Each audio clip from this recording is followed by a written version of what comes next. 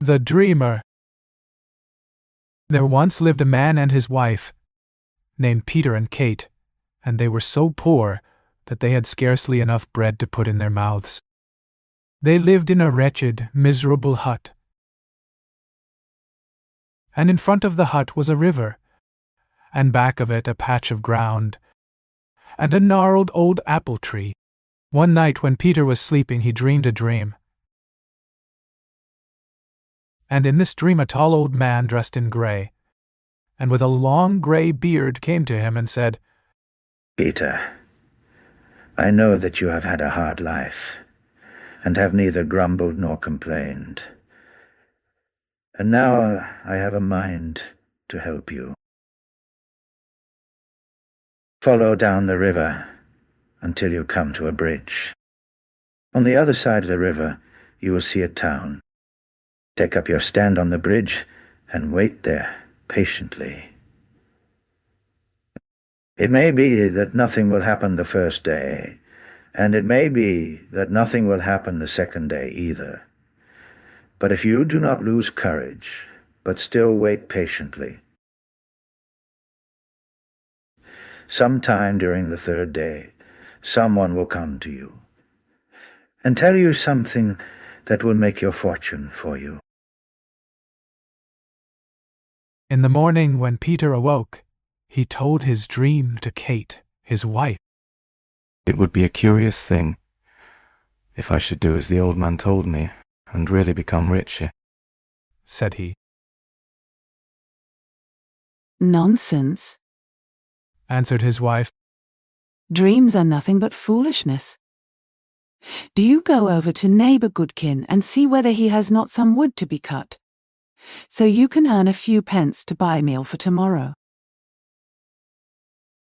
So Peter did as his wife told him, and went over to his neighbor's, and worked there all day, and by evening he had almost forgotten his dream. But that night, as soon as he fell asleep, the old man appeared before him again. "Why have you not done as I told you, Peter?" said he. "Remember, good luck will not wait forever. Tomorrow do you set out for the bridge and town I told you of, and believe, for it is the truth. If you wait there for 3 days, and make the best of what will then be told you, you will become a rich man." When Peter awoke the next morning, his first thought was to set out in search of the bridge and town of which the old man had told him, but still his wife dissuaded him. "Do not be so foolish," said she. "Sit down and eat your breakfast, and be thankful that you have it. You earned a few pence yesterday, and who knows but what? You may be lucky enough to earn even more today." So Peter did not set out on his journey in search of fortune that day either. But the next night for the third time the old man appeared before him, and now his look was stern and forbidding. "Thou fool," said he. 3 times have I come to thee, and now I will come no more. Go to the bridge of which I have spoken, and listen well to what is there said to thee. Otherwise, want and poverty will still be thy portion, even as they have been heretofore." With this the old man disappeared, and Peter awoke. And now it was of no use for his wife to scold and argue. As the old man had commanded, so Peter would do.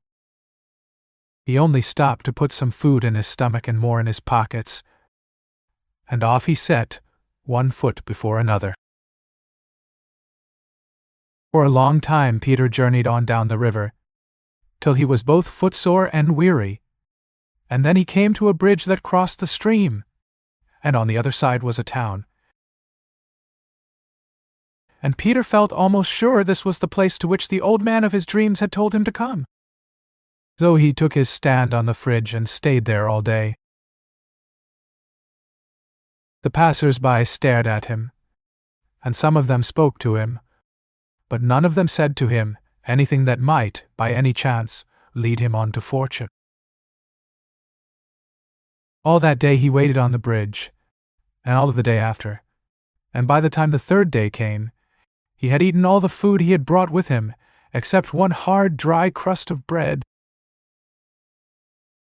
Then he began to wonder whether he were not a simpleton to be loitering there day after day, all because of a dream, when he might perhaps be earning a few pennies at home in one way or another. Now just beyond this bridge, there was a tailor's shop, and the tailor who lived there was a very curious man.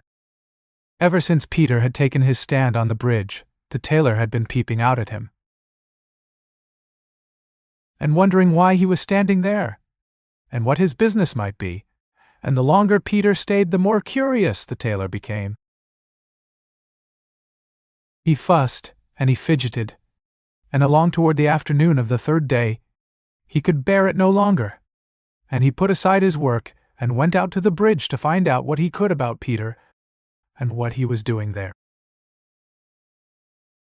When he came where Peter was, he bade him good morning. "Good morning," answered Peter. "Are you waiting here on the bridge for someone?" asked the tailor. "I am, and I am not," replied Peter. "Now what may be the meaning of that?" asked the tailor. "How can you be waiting, and still not be waiting all at one and the same time?" "I am waiting for someone, that is true," said Peter. "but I know not who he is, nor whence he will come, nor, for the matter of that, whether anyone will come at all." And then he related to the tailor his dream, and how he had been told that if he waited on the bridge for 3 days, someone would come along and tell him something that would make him rich for life. "Why, what a silly fellow you are," said the tailor. "I too have dreamed dreams, but I have too much sense to pay any attention to them. Only last week I dreamed 3 times that an old man came to me and told me to follow up along the bank of the river until I came to a hut where a man and his wife lived. The man's name was Peter, and his wife's name was Kate. I was to go and dig among the roots of an apple tree back of this house, and there, buried among the roots of the tree, I would find a chest of golden money. That was what I dreamed. But did I go wandering off in search of such a place? No, indeed. I am not such a simpleton. I stick to my work, and I can manage to keep a warm roof over my head, and have plenty of food to eat, and when I am dressed in my best, there is not one of the neighbors that looks half as fine as I do. No, no. Go back to where you belong and set to work, my man, and maybe you can earn something better than those miserable rags you are wearing now." "So," said the tailor, and then he went back to his tailor's bench and his sewing. But Peter stood and scratched his head. "A man named Peter, and his wife named Kate, and an apple tree behind the house," said he. "No, it's a strange thing if a fortune's been lying there under the roots of the apple tree all this while, and I had to come to this town and this bridge to hear about it." So said Peter as he stood there on the bridge. But then, after he had scratched his head and thought a bit longer, he pulled his hat down over his ears, and off he set for home. The farther he went, the more of a hurry he was in, and at last, when he came within sight of his house again, he was all out of breath with the haste he had made. He did not wait to go inside, but he bawled to his wife to fetch him a pick and shovel, and ran around the house to where the apple tree stood. His wife did not know what had happened to him. She thought he must have lost his wits. But she brought him the pick and shovel, and he began digging around about the roots of the apple tree. He had not dug for so very long when his pick struck something hard. He flung the pick aside and seized his spade, and presently he uncovered a great chest, made of stout oak wood, and bound about with iron. The chest was so heavy that he could not lift it out of the hole himself, and his wife had to help him. The chest was locked, but that mattered little to Peter. He took his pick, and with a few blows he broke the hinges and fastenings, and lifted the lid from its place. At once he gave a loud cry, and fell on his knees beside the chest. He and his wife could scarce believe in their good fortune. It was brimming over with gold and money, enough to make them rich for life.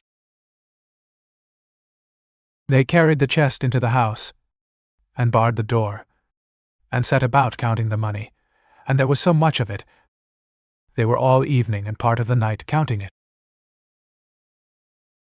That was the way good fortune came to Peter, and all by way of a dream.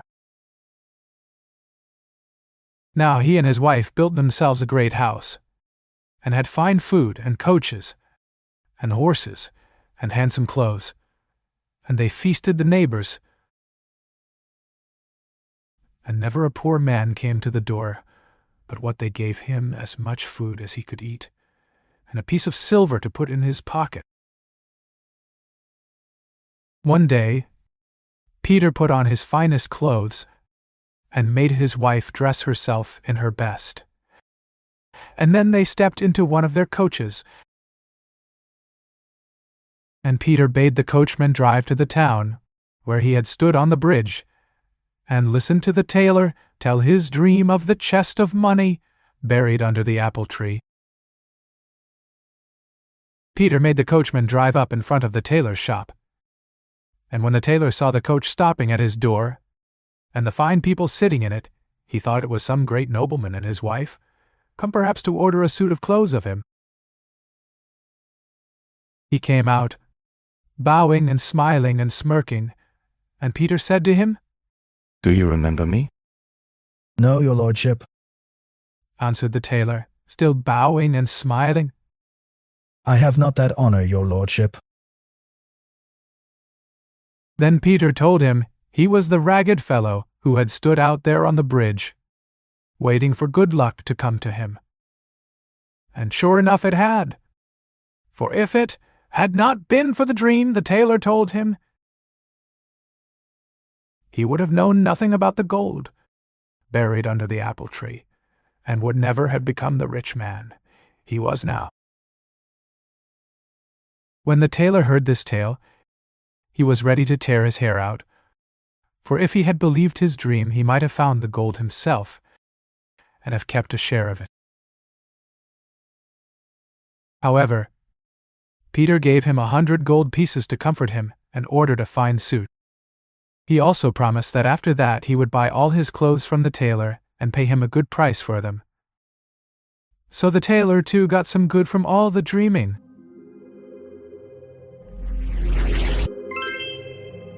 Thank you for watching.